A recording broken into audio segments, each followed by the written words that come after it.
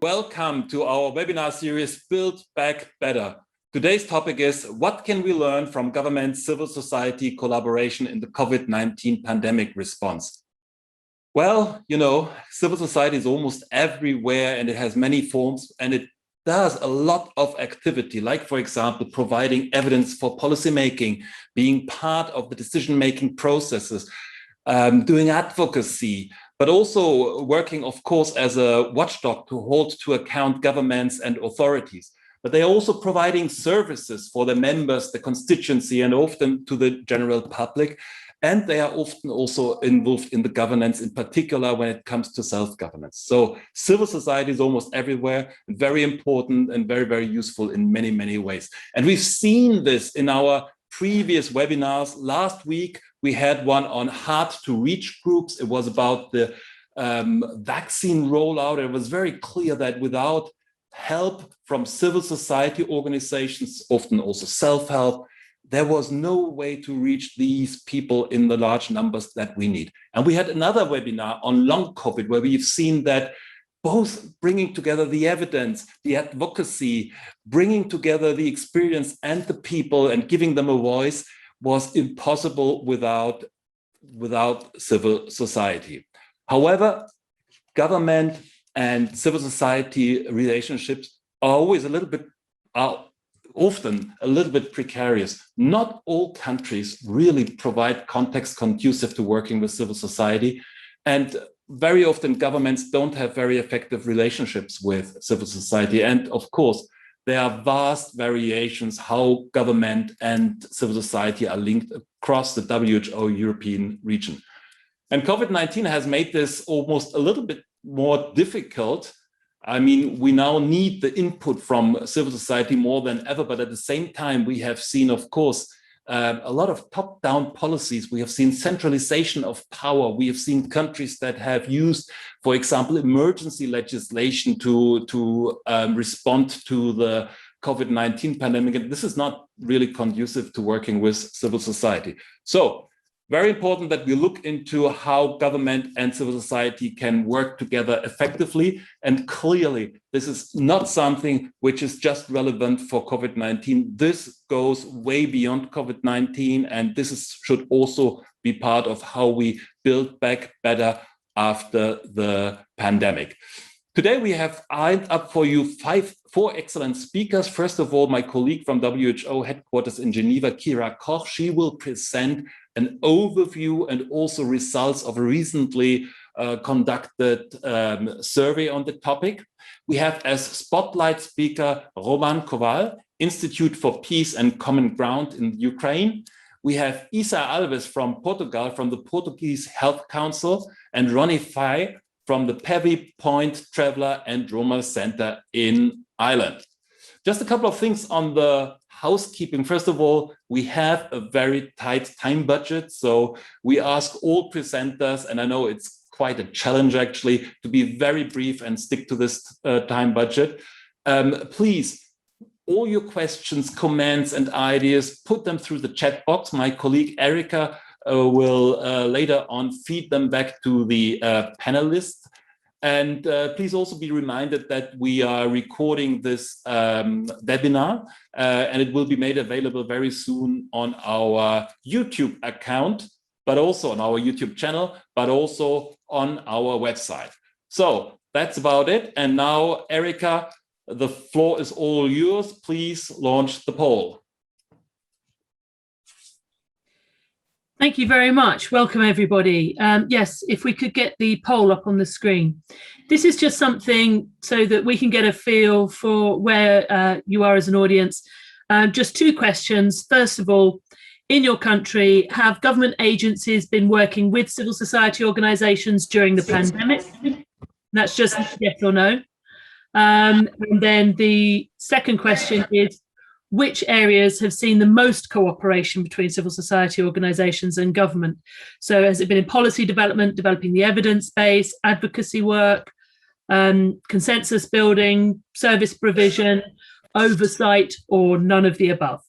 Okay, so very looking forward to hearing about the situation in your country. Matthias, back to you. I'll give you the results of the poll after Kira's presentation. Erika, thank you so much. I'm already curious to learn about the results. But now let's go straight into the keynote. Kira, the floor is all yours. Good afternoon, everyone. My name is Kira Koch. I'm working in the Health Systems Governance and Financing Department at WHO headquarters.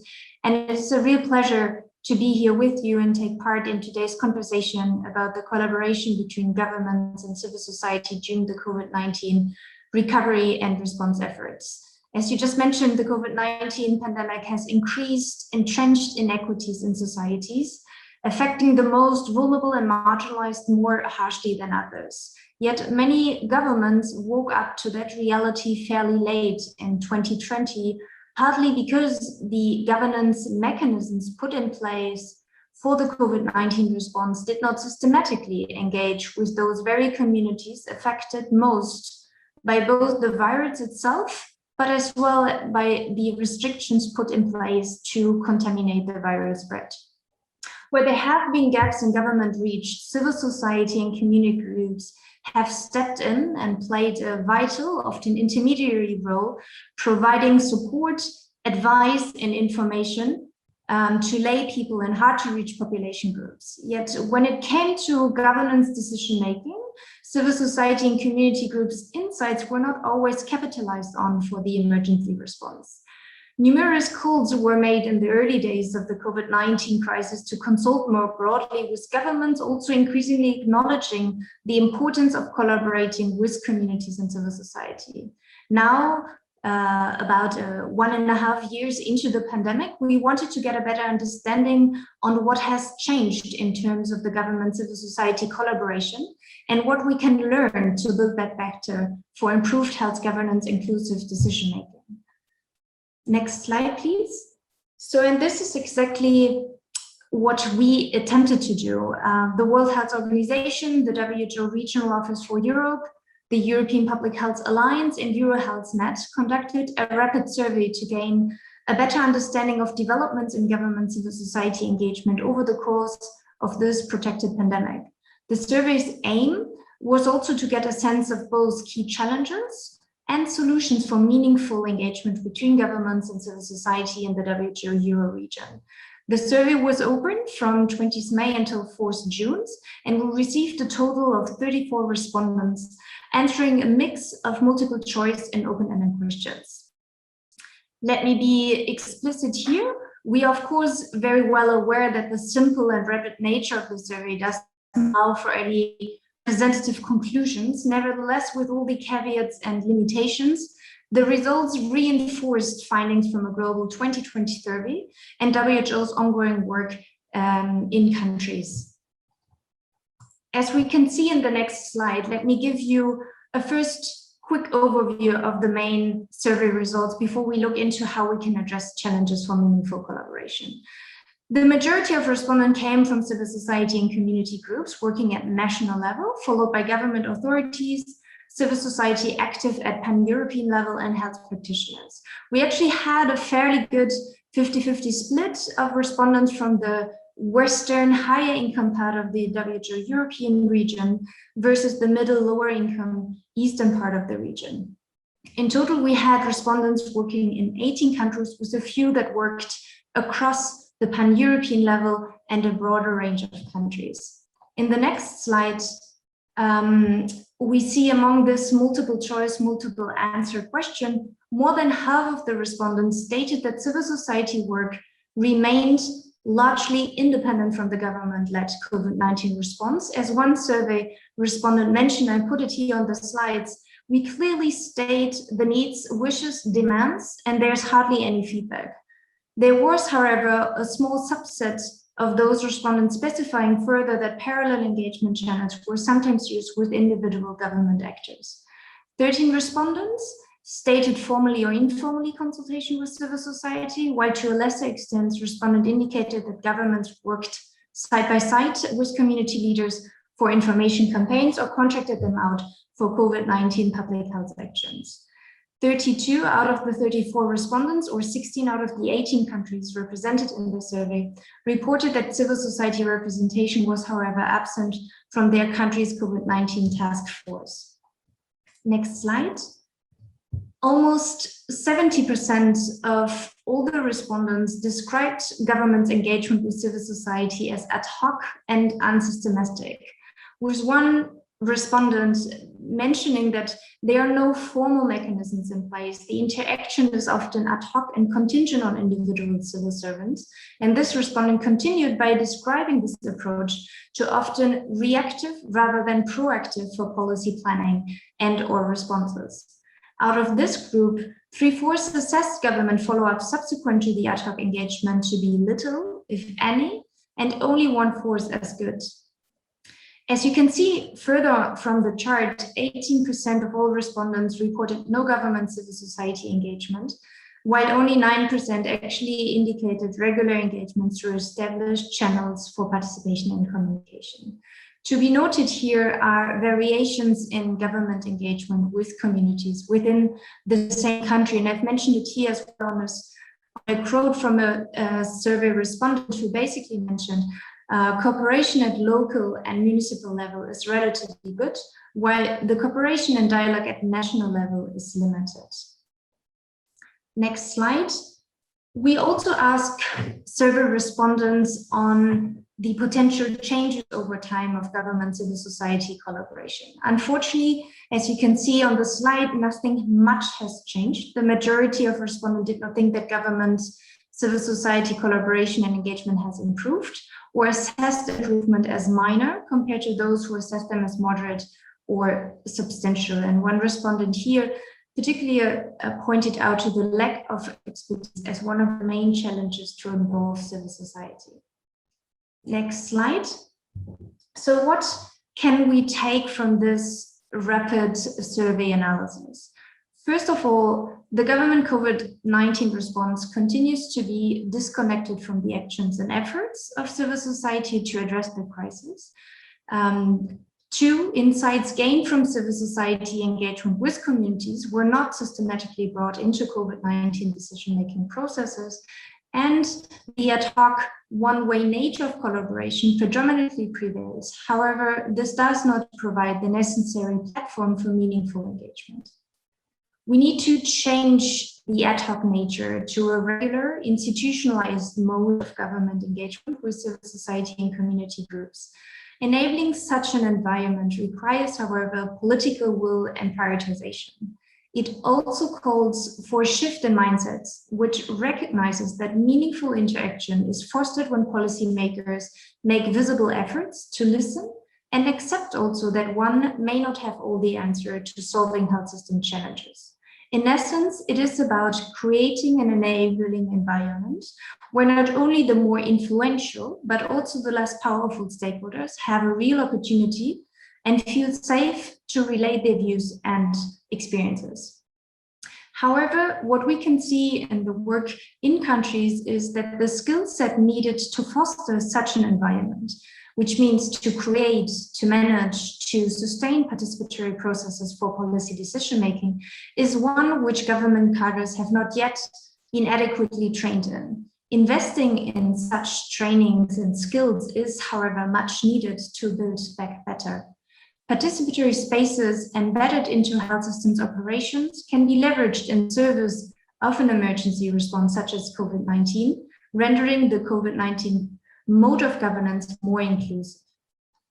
In this regard, WHO recently published a handbook on social participation for universal health coverage, which you can see on your slide as well, which is a guidance book targeted to policymakers to provide practical recommendation on the how of social participation. And I'm inviting everyone to have a look into this resource.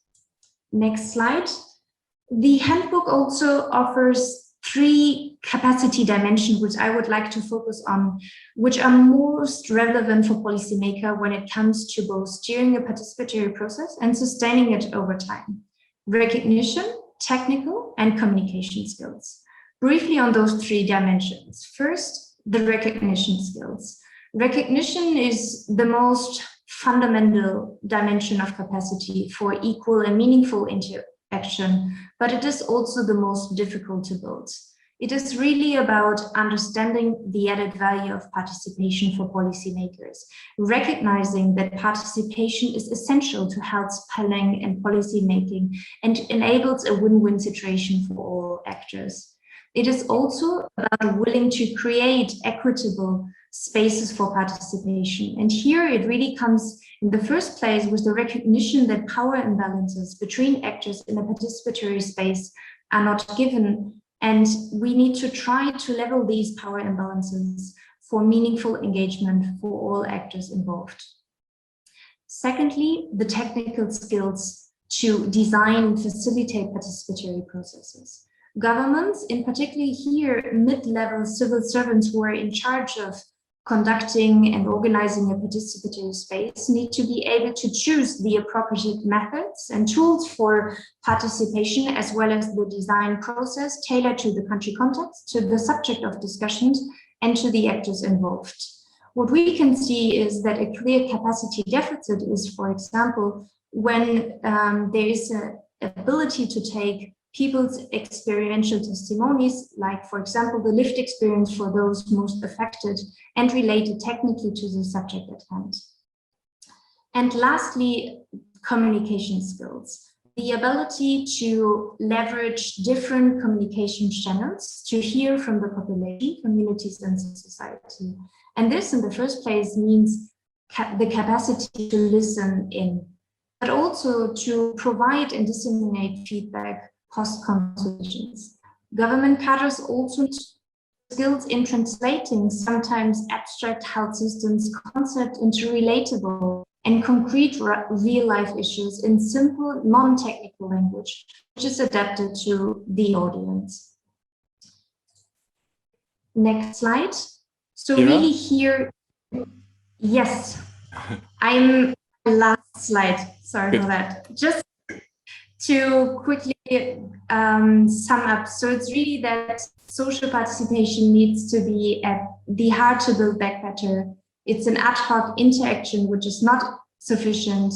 We need to prioritize investment in building capacities for meaningful engagement for both civil society and government actors. We need to ensure that adequate and predictable budget for social participation is there to allow for regular and sustained participation and trust building. And really, social participation should also be ideally anchored in a legal framework to allow for sustained engagement. All in all, it is really about the systematic and regular mechanisms that provides a platform for actors to engage effectively for improved health decision-making in crisis times such as COVID-19, but also beyond.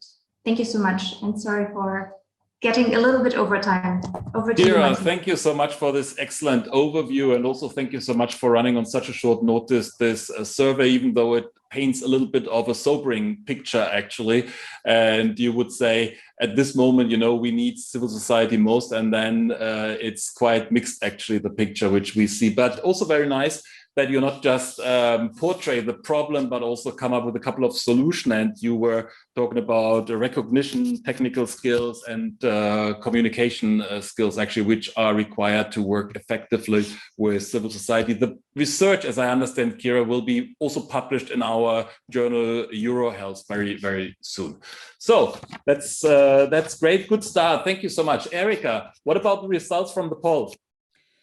Yes, absolutely. Could we get the results up on the screen, please, Lucy? Thank you. So the interesting results. So 70% of respondents have said that government agencies have been working with civil society organizations during the pandemic, but the roles that are most common are around advocacy and service provision. A little bit on policy development, but interesting, very little on consensus building, and potentially nothing on developing the evidence base. And that, I think, is very interesting given what we're about to hear about from our speakers. So thank you. Thank you. Somehow, actually, it relates quite neatly with Kira's a bit sobering overview. So that's great. So let's move on with our program and go to the first spotlight speaker, we will have Isa talking about Portugal and the Health Council, and she's probably showing us how to do things better when working with civil society. Isa, please. Hello, thank you so much for the invitation to be here with you today. I know you all know by now that Portugal is the country of Cristiano Ronaldo, but it's so much more than that. And I'm here to talk to you about the experience of the Portuguese Health Council, which is a government advisory body to ensure the participation of citizens in health policy making at the national level. The Council is a recent body. It is now ending its first 4 years mandate, and for that reason, it is still somehow underutilized by the government and the parliament. Both government and parliament can make requests to the council. Nevertheless, the council has been very active in its own initiative, and mainly during the pandemic. Last December, the council published a report on social participation in the country that, among other subjects, addressed the participation of civil society organizations in the first 9 months of the pandemic. For this report, we have interviewed CSO's representatives and decision makers at the different levels of governance. Very briefly, some of the conclusions were that the majority of decisions were top-down, from the government at the national level to the government at the local level and the population. Public participation has declined during the pandemic, and although there's been some understanding of the fact that immediate and urgent action was necessary, a few months into the pandemic, civil society organizations felt they were still treated as mere recipients of health care. For some of our interviewees, there was lack of humility from decision makers that didn't consider that citizens could add value to the discussion.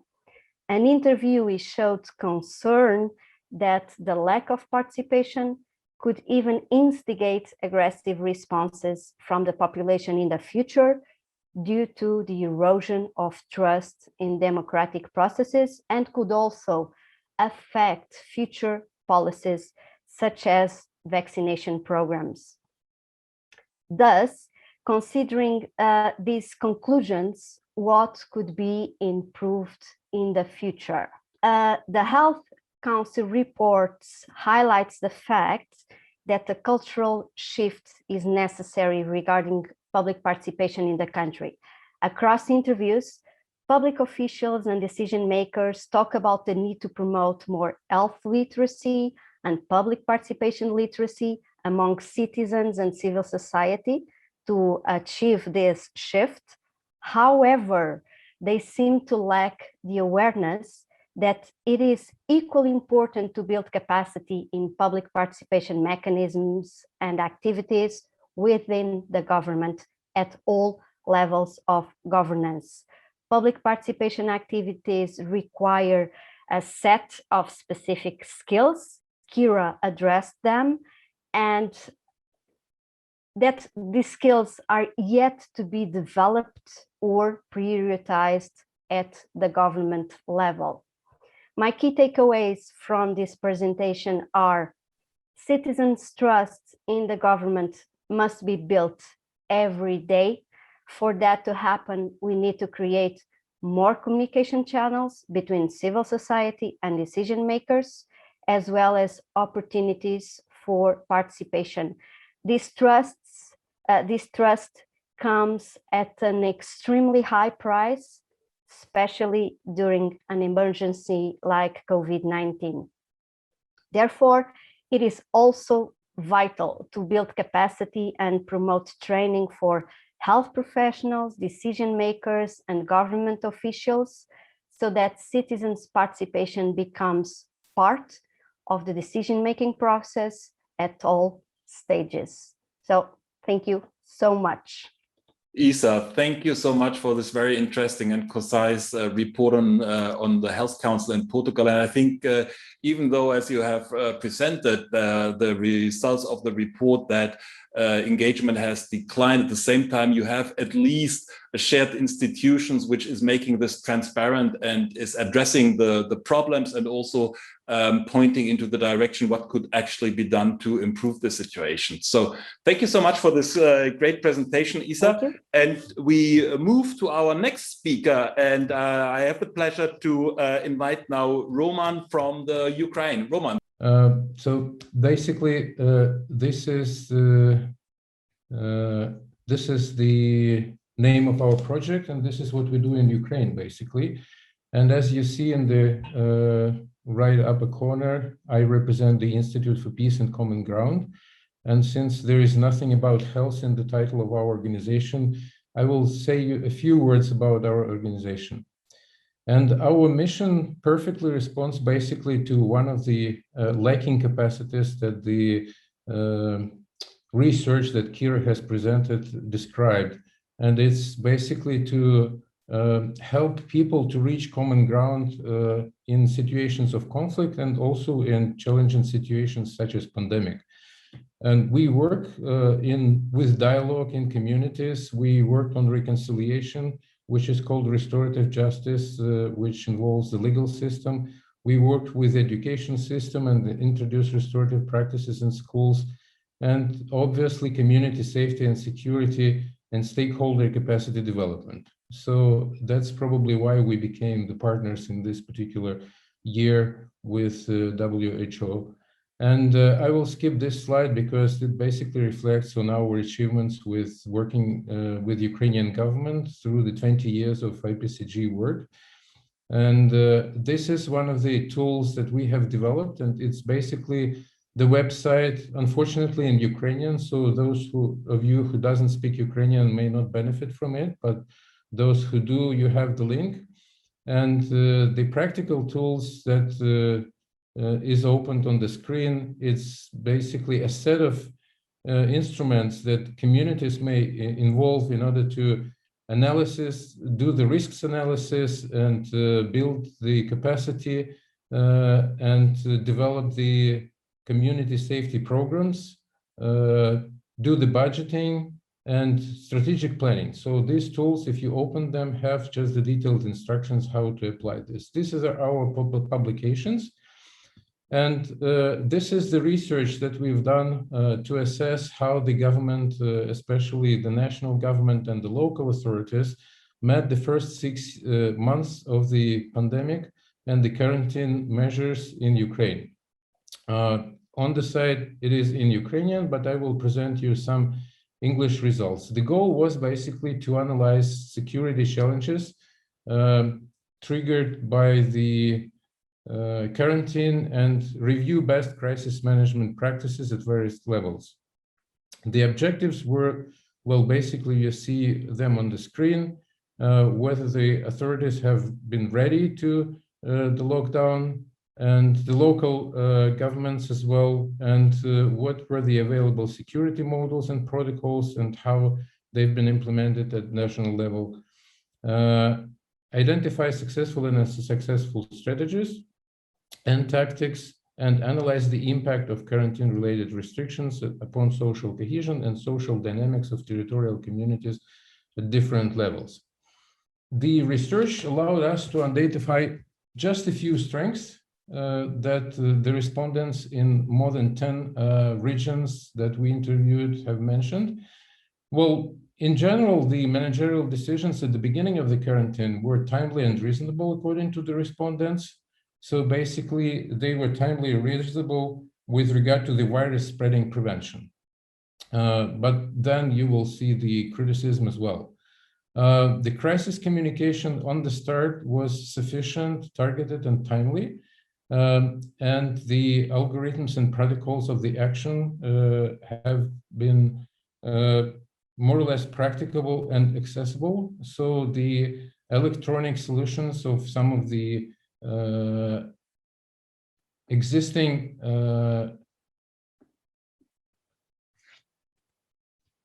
networks that people have been using were also regarded as useful and effective. And the government took a number of decisions which helped to prevent the negative economic consequences like abolition of taxes and moratorium on inspections. And they legally introduced quarantine as a force majeure. Well, this was good at the beginning, but yet insufficient according to the respondents. However, the weaknesses basically demonstrated that the government at national level majorly failed the overall challenge that they were facing with this particular pandemic. And the rigid quarantine model that was introduced basically demonstrated the lack of coordination and systemic approach in response. And it was very difficult basically to see effective and relevant resources at regional levels. There was basically mostly impossible to adapt the quarantine regime to the regional situation. And the major failure was the observation regime, which most respondents identified as ineffective, poorly compliance with the measures that have been introduced, and obviously lacking resources at regional levels to respond to them. Well, the double standards, I don't even know whether it's worth commenting on this, but obviously they discredited the quarantine rules when media reported on several exceptions to the quarantine that the public officials and especially the members of government allowed themselves basically to demonstrate. The algorithms of action, although at the beginning were recognized as practical and accessible, but in general, they were fully in compliance with the research that we heard already a couple of minutes ago. Mostly they were top-down, declarative, and poorly coordinated. There were many situations when the local authorities basically received information about the decisions, important decisions made from media, and then the actual decisions came basically to the local authorities a few days later. And the communication basically was part of the reasons why that happened. And because this situation was basically demonstrating the reactive and focused on tactics rather than strategic vision, and the government didn't take into account regional specifics and quite often which couldn't be implemented. Several NGOs acted as a platform for pooling resources on a cross-national level, raised money from the business, and involved the government in the dialogue to counter the pandemic. And this is also one of the roles that Institute for Common Ground is trying to play both at regional and hopefully at national level as well. So these are our conclusions. We put them as recommendations for the government, and we disseminated this research through the resources that we have available. And at the moment, we see that many of them have been also took into consideration and implemented both at national and regional level. Thank you very much, Matthias, and this is all for me at the moment. Roman, thank you so much. Even though your organization hasn't got the word health in its name, it's very clear that you do a lot about health, and it's actually a multifaceted approach. It's not just, you know, one activity, but your activities seem to range from providing evidence, advocacy, part of the decision making, to analysis, and also acting as a watchdog, holding to account the government and the authorities. So great, thank you so much.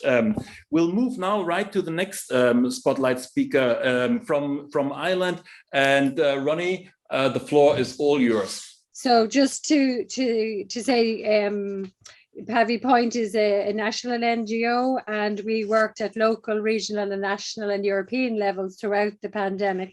And I have some slides.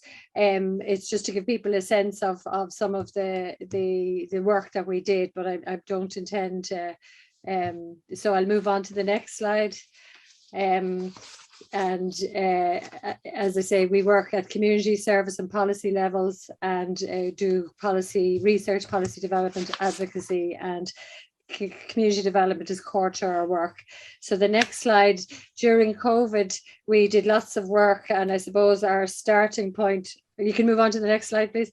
Yeah, is a social determinants approach to health. So we recognize, that health inequalities are caused by all of these other issues. So we would have dealt with all of these in a comprehensive way. And we have a very robust infrastructure within Ireland in terms of both community development with travellers, but also with the health infrastructure. So I'll move on to the next slide. And this is just to give you a sense of some of the work that we would have done in Ireland throughout COVID. And that's our previous Taoiseach there, who is a medical doctor. Leo Varadkar was on one of the sites when we were doing the testing. So the next slide, please. We would have developed lots of culturally appropriate, and the next slide again, resources. It's just to give you a flavour of a lot of the work that we would have done to make sure that the public health messages got out to the community, and the community through primary healthcare projects were central in sharing this information. And the next slide, and it's just to show that we had good political will. So just there a couple of months ago, the Taoiseach, who's the Irish Prime Minister, would have said the efforts of the Traveller Primary Healthcare projects in raising awareness of public health have contributed to mitigating the impact of the disease in the traveller community. On to the next slide. So what I wanted to concentrate on, a little bit slower, please, a little bit slower. Irish people speak very fast. So I wanted to concentrate on some of the look into the future and the legacies of COVID.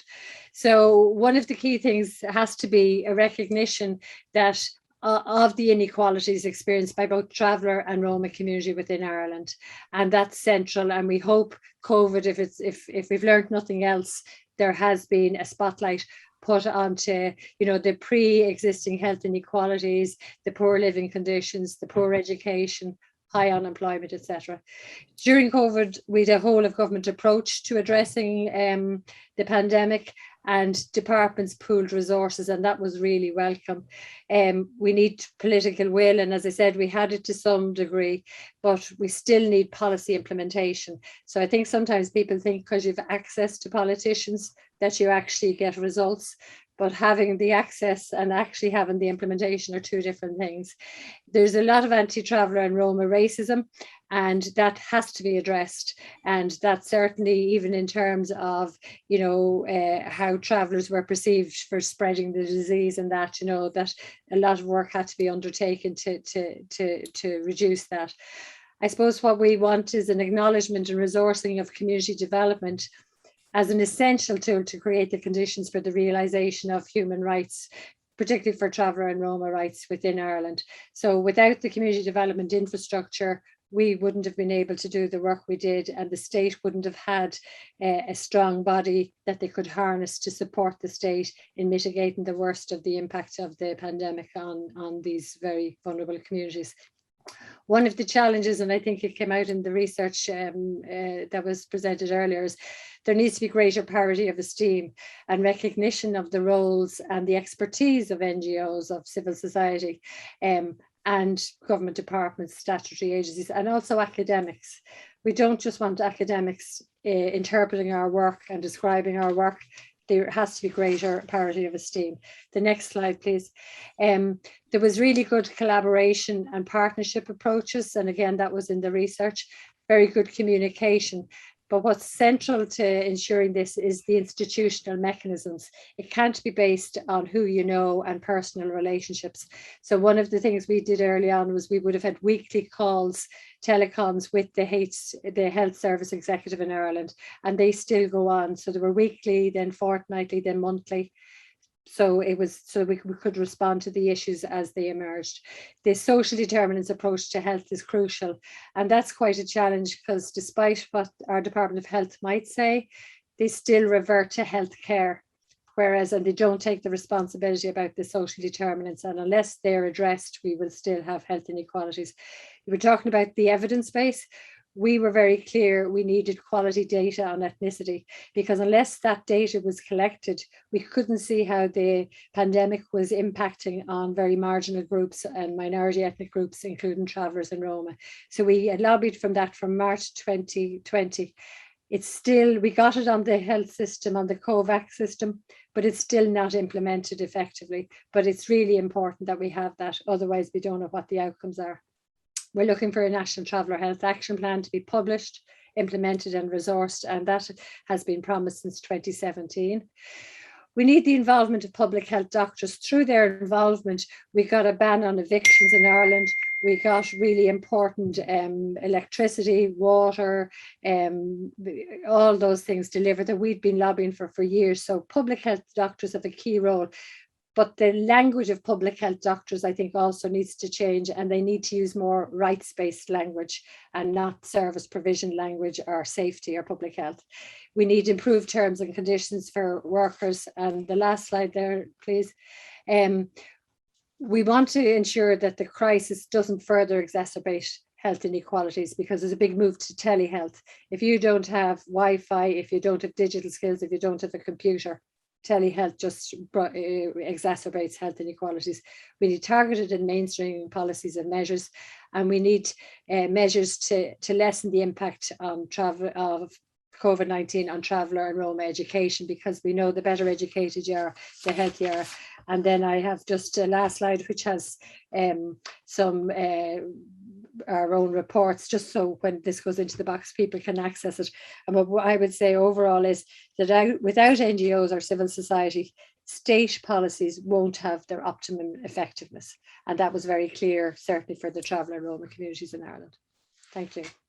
Ronnie, thank you so much for this very fascinating snapshot on the travellers and Roma community and how civil society is working together with the government. And one of the things that really stick, I think, is that you talked about good communication and an institutional mechanism. And as I understood actually from your presentation, it's actually the top you also communicate with. And I think that is a very, very important signal to send throughout a department, throughout an organization, that it's taken serious, you know, at the top level of the health service.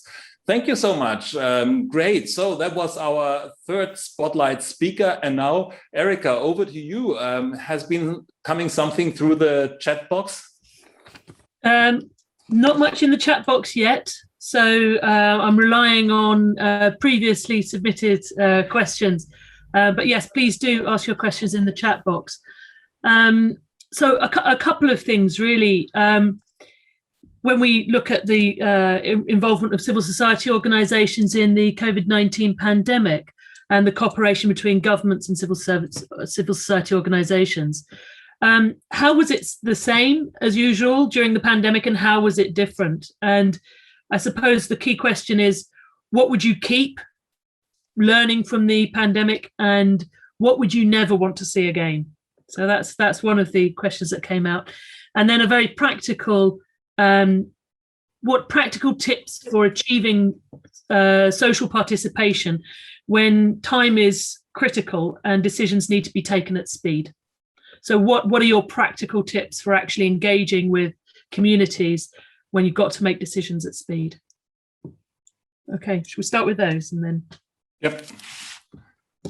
Kira, you want to go first? Let me do the beginning, and thanks very much, Erica, for those questions. I think especially on the first one, what we would really see, and this is exactly what Ronnie just mentioned, is this institutionalized approach where we actually have a real meaningful collaboration between governments with the population, civil society, and community groups. And I think here, especially on the practical recommendations when decisions needed to be made fast, I think here we also need to understand the linkages between health system strengthening and the emergency response, especially if we have institutionalized mechanisms already in place for health system strengthening. For example, as Isa had mentioned on the Portugal Health Council, those institutionalized forms of engagement which has built trust and good relationship over the time, then can be reactivated in the response of the COVID-19 crisis. And I think that is key. We need to link those different efforts more closely together and then use it in advantage when time is extremely short, when staff is limited, but when we need to take evidence-based decisions. And there again, it is not only from the academia, it's from a broad range of stakeholders, including the population, civil society, and communities.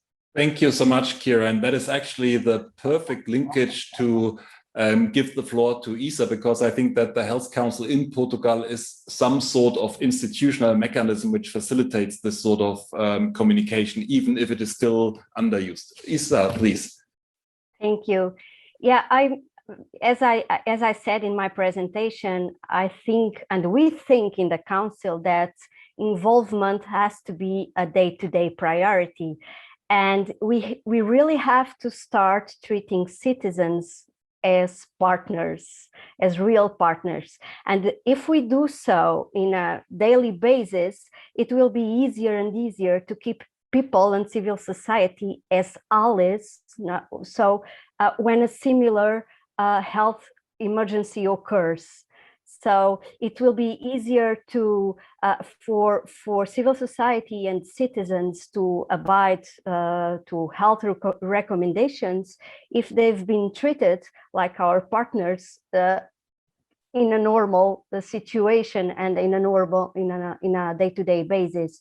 So I think that shift still has to happen. OCDE has a report from 2001, citizens as partners, and we have still not reached that goal.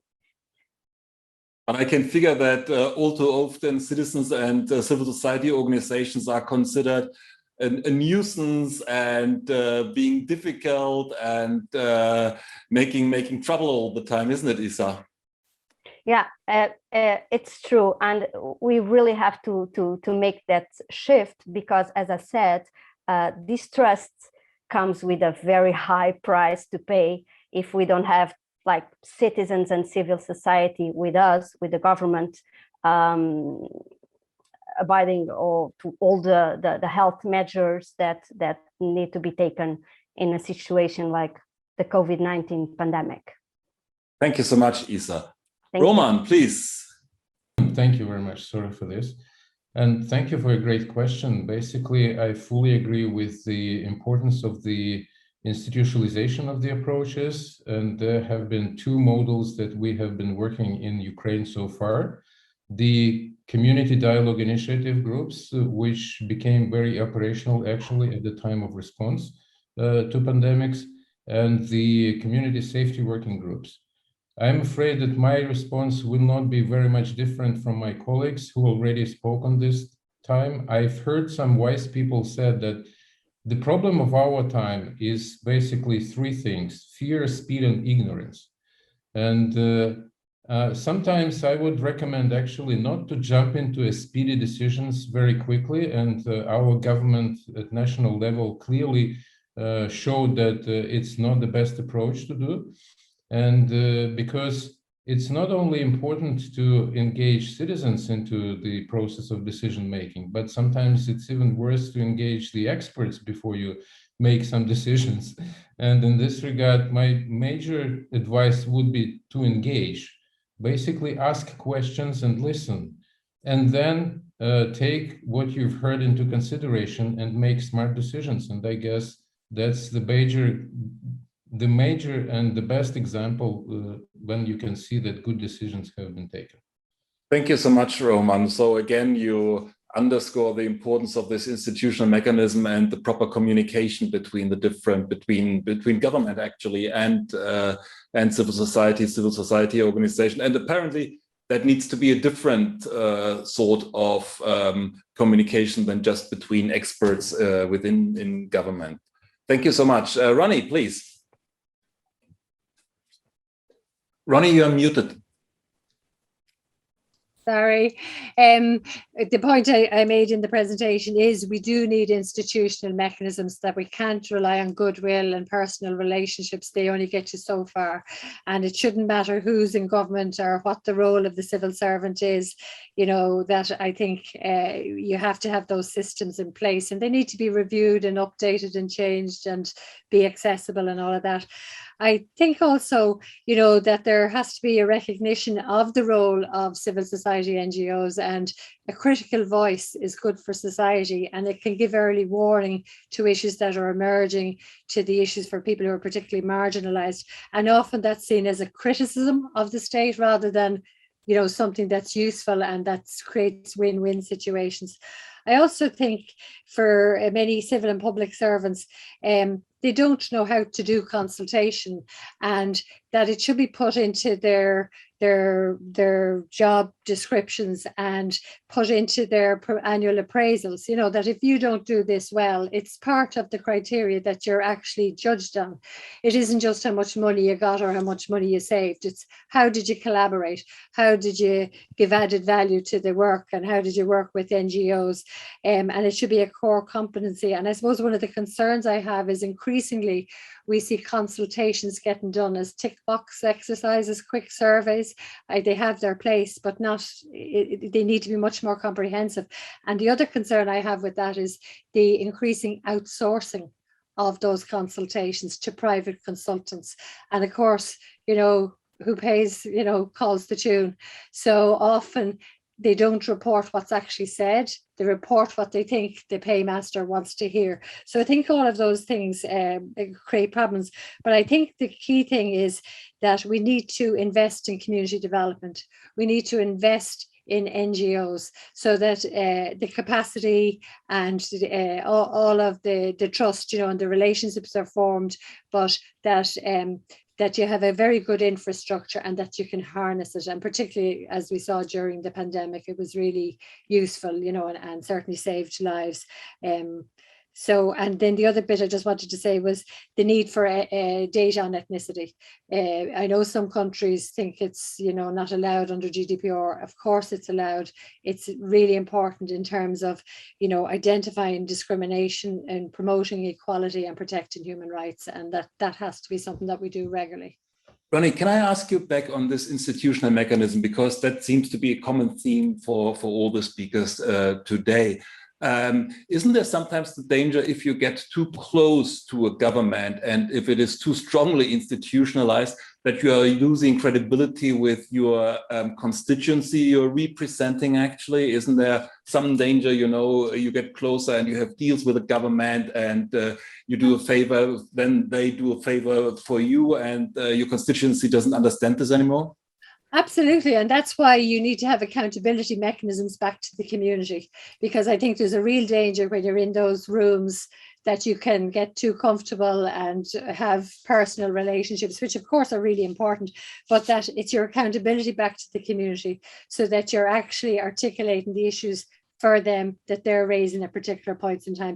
So you have to have accountability up, but you equally have to have accountability out, and you need mechanisms as well at that level. So it's not just who you talk to that morning, and you know that you actually have institutional mechanisms. So like we would have in our own work, like the National Traveller Health Network, we'd have regional traveller health networks, we've local projects, we feed in and we feed out, and we get the intelligence in and up and down. So I think that's really important. Thanks, Ronnie. Erica, do we have a quick question for a very quick last round before we wrap up? Okay, so one quick last question. What are the entry points for the development of national health policy?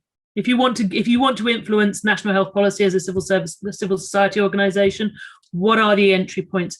And I suppose that links to what the advice would be for countries where civil society is not well established, or where governments are sometimes hostile towards civil society organizations. Just one sentence. Let's start with Kira again, very quickly. Yeah, I think my main sentence or my main conclusion is really the investment in capacities, not only on civil society side, but also on governments, in order to understand and better create, manage, and also sustain participatory processes for meaningful engagement. Very good capacity. Isa. Yeah, I think that it really helps to have mechanisms in place. And of course, the National Health Council is a formal mechanism, but it's also very important to have mechanisms at the different levels, like at a hospital and the unit care level, at a regional level. And those mechanisms, if they are functioning mechanisms and formal mechanisms, can be really helpful to foster participation. Thanks a lot. Roman. Well, my 2 words would be eliminate corruption and build trust. But I think Manuel actually has something to add on Ukraine because, well... Emmanuel, very brief, please.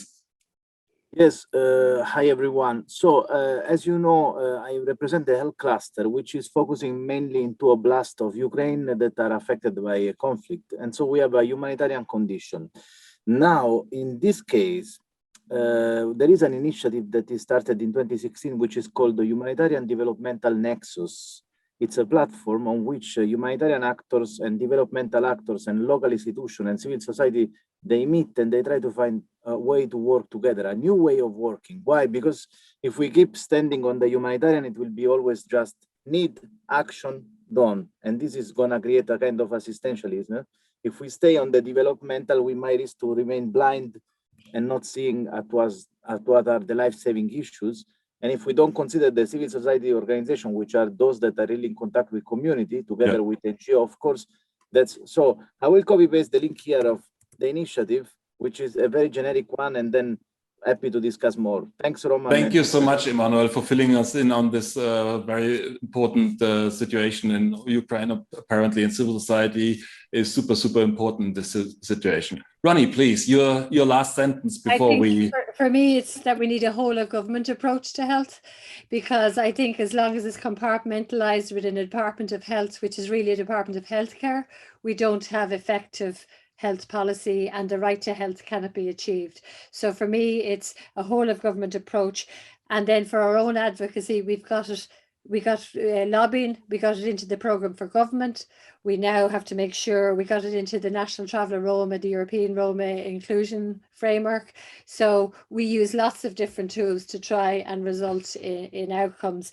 And I just think the social determinants is key, and the right to health, you know, and that's what we need. So it has to be at a whole of government approach.